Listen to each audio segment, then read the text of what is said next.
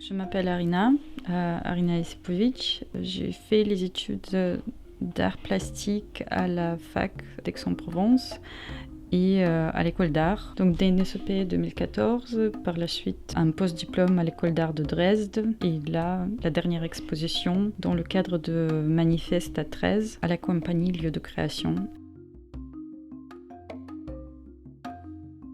Fold, un mot qui vient du mot anglais to fold, donc plier, est une pièce où j'incise un grand tirage de 2,70 m par 2,70 m de 2 photographies. Côté recto, portrait d'un jeune homme à la plage de Fos et côté verso, un autoportrait à la Vesse dans une forêt. Donc je travaille la photographie par une série d'incisions et pliage en fabriquant un objet qui va changer de forme, va changer de cadrage, qui montre à la fois plusieurs détails d'une photo, inverse le sens de lecture d'une photographie et questionne en quelque sorte sa bidimensionnalité. La photographie dans Fold, elle n'est pas bidimensionnelle, elle n'est pas plate, elle n'a pas une face à regarder, mais elle brise cette frontière et devient une expérience. On est devant quelque chose qui mélange les narrations d'une photographie et de l'autre photographie, donc de recto et de verso, qui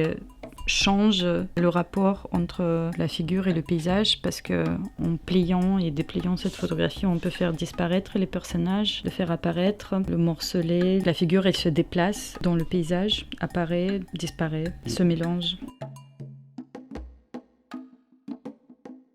En effet, donc on peut fabriquer des modules sculpturaux.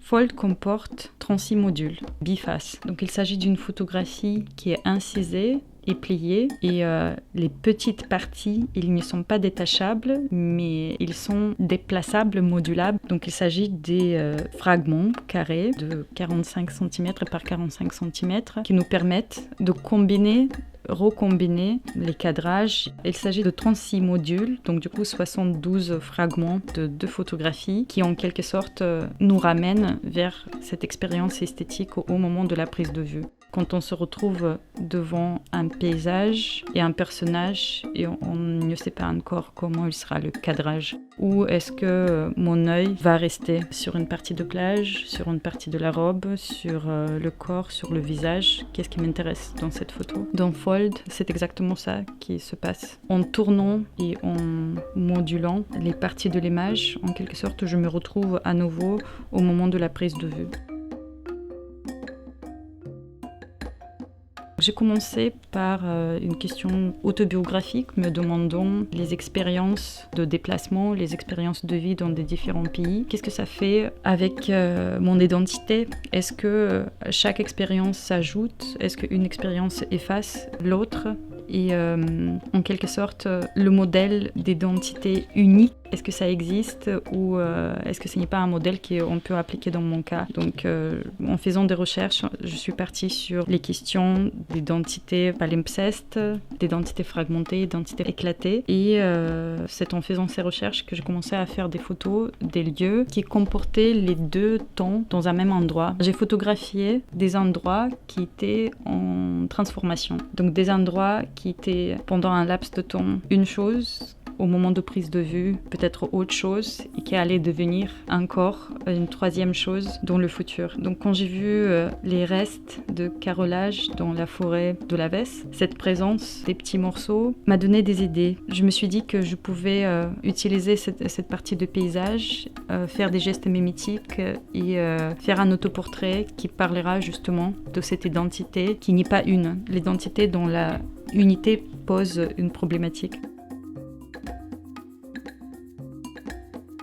Comme je parle plusieurs langues, donc ma langue maternelle est russe et biélorusse, j'habitais en Allemagne donc je parlais allemand, je suis de nationalité française, donc je parle français et anglais. Et ce rapport aux différentes langues, c'est quelque chose que le plurilinguisme, c'est quelque chose que j'essaie de traduire en photo en tant que moyen plastique en fait. Donc c'est-à-dire j'essaie de raconter une histoire en photo en utilisant les différents appareils photo comme si c'était des différentes langues ou des différents témoins de l'histoire. Je travaille essentiellement en moyen format et j'ai remarqué à un certain moment qu'en utilisant des appareils photo, soit des années 60, des années 80, des années 90, que à chaque fois ce n'était pas ni la même atmosphère, ni les photos n'étaient pas les mêmes en fonction des appareils de prise de vue. Pour moi, travailler avec des différents appareils photo argentiques, c'était aussi un travail sur le temps. C'est traduire le plurilinguisme en photo, c'est travailler avec des différents appareils photo argentiques, faire des différentes prises de vue avec ces différents formats, avec différentes pellicules. Et en quelque sorte, c'est un travail sur la question d'identité que je poursuis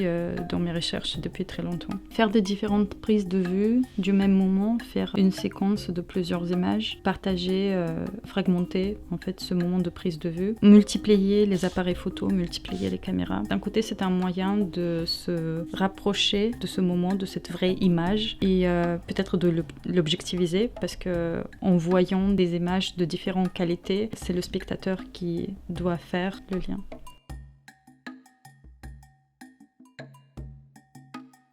La mémoire est une notion très importante dans mon travail parce que j'utilise la mémoire non seulement en tant que la forme et le contenu du travail, je l'utilise en tant que procédé plastique pour trouver les prises de vue, les cadrages et donner corps à l'objet final. Donc la malléabilité des souvenirs, ce qui apparaît, ce qui disparaît, l'image qui surgit et puis s'efface, c'est quelque chose qu'on retrouve par la suite dans ces installations comme Fold. Je me suis posé la question, comment est-ce que je peux rendre cette expérience de l'œuvre le plus intime possible. Je me suis rendu compte que j'ai expérimenté d'abord mes installations sur papier, dans les maquettes, en faisant les pliages des objets de petit format qui restaient dans mes poches, dans mes sacs et que j'étais en train de plier, déplier un peu tout le temps. Donc faire des éditions et permettre à chaque spectateur finalement de s'emparer de Fold ou d'une autre œuvre. En fait, c'est quelque chose de très important pour moi parce que j'aimerais bien que chacun puisse faire cette expérience dans son intimité et de découvrir activement ce qui se passe au moment de pliage, enfin au moment de l'activation de l'œuvre. L'édition ou le livre d'artiste devient une expérience de l'exposition chez soi. Ça active pour moi le moment de la prise de vue. Les pliages, les combinaisons, c'est exactement ce qui se passe dans ma tête au moment où je crée. Et par l'édition, par ce petit bout de papier, le spectateur reprend l'expérience initiale que j'ai de cet objet.